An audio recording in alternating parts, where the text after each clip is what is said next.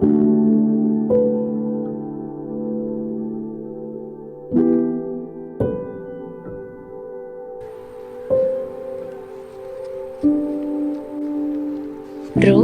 2ஆம் அதிகாரம். நகோமிக்கு அவளுடைய புருஷனாகிய எலிமெலேக்கின் உறவின் முறையில் போவாஸ் என்னும் பேருள்ள மிகுந்த ஆஸ்திகாரனாகிய இனத்தான் ஒருவன் இருந்தான்.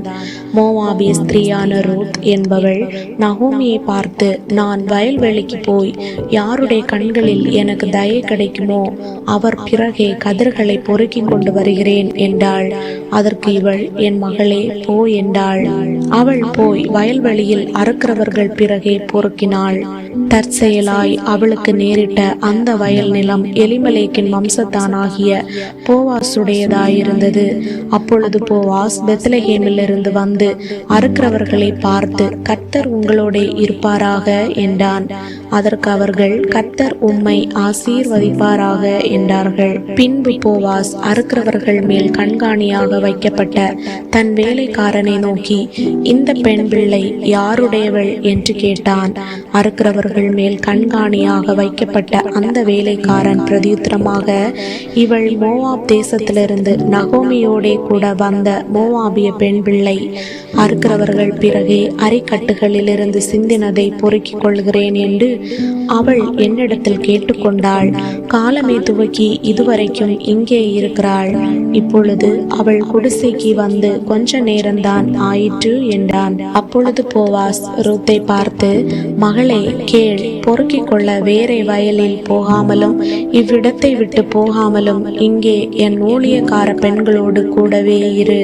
அவர்கள் அறுப்பறுக்கும் வயலை நீ பார்த்து அவர்கள் பிறகே போ. ஒருவரும் உன்னை தொடாதபடிக்கு வேலைக்காரருக்கு கட்டளையிட்டிருக்கிறேன்.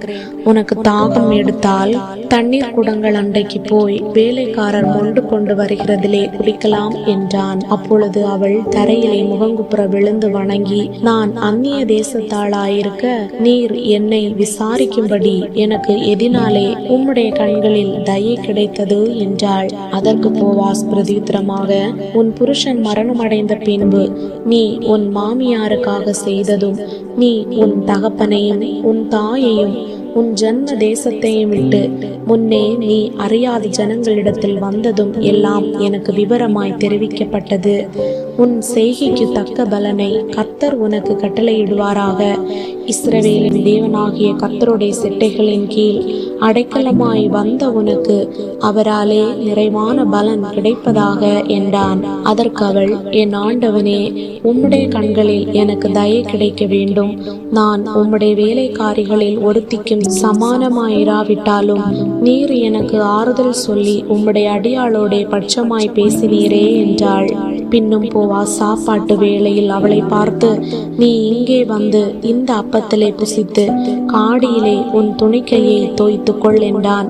அப்படியே அவள் அறுப்பறுக்கிறவர்கள் அருகே உட்கார்ந்தாள். அவளுக்கு வறுத்த கோதுமையை கொடுத்தான்.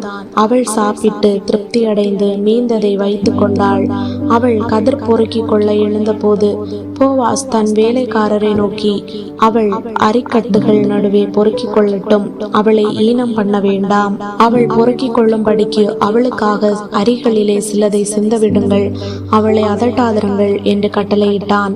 அப்படியே அவள் சாயங்காலம் மட்டும் வயலிலே கதிர் பொறுக்கினாள். பொறுக்கினதை அவள் தட்டி அடித்து தீர்ந்த போது அது ஏறக்குறைய ஒரு மரக்கால் வார்கோதுமை கண்டது.